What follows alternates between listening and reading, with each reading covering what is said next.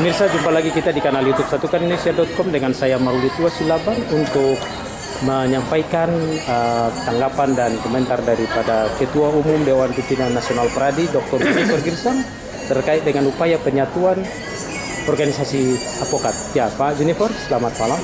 Komentarnya Pak Junifer terkait dengan upaya penyatuan organisasi Pradi ini, organisasi advokat. Harapan saya sebagaimana sudah ada kesepakatan bersama yang ditandatangani di hadapan Menko Polhukam maupun Menteri Kehakiman bahwa 3 Pradi ini, yaitu Pradi Soho, Pradi Suara Advokat Indonesia, dan kemudian Pradi RAB bisa segera diwujudkan dengan niat baik. Ya, sekali lagi harus dengan niat baik. Dengan ada niat baik ini tentu masalahnya apa bisa diselesaikan. Namun, ya, kalau tidak ada satu sikap niat baik, ya, ini menjadi tidak jelas dan tuntas. Kami dari Pradi Suara Advokat Indonesia selalu mengedepankan bagaimana rekonsiliasi setiap ada pertemuan. Rekonsiliasi itu adalah bagaimana munas bersama kita laksanakan dengan sistem one person one vote.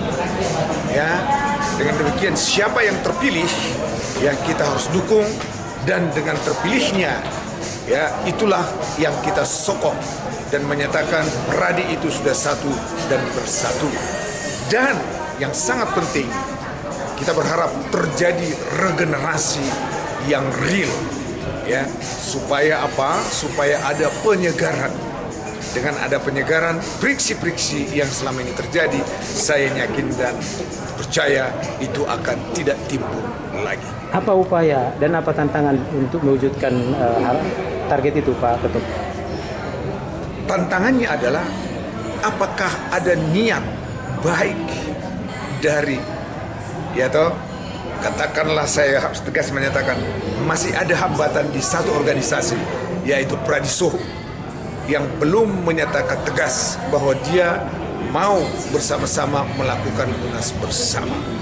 Ya, inilah yang kita harus nyatakan agar melepaskan egoisme, tetapi mengedepankan bagaimana marwah dan martabat advokat ini harus kita jaga, karena terjadi perpecahan ini juga karena egoisme dari pengurus yang tidak memperhitungkan dan tidak memikirkan bagaimana advokat itu semakin kuat kalau kita bisa bersama. Satu lagi Pak Ketum, mengenai waktunya, kira-kira bisa kapan itu diwujudkan, Pak?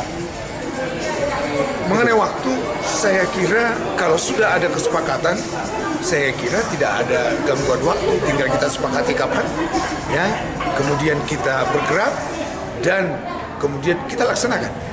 Ya, yang penting ada niat dan kemauan, kesiapan, dan kemudian terhadap pelaksanaan itu ada satu keseriusan, ya, dengan tidak mengedepankan egoisme.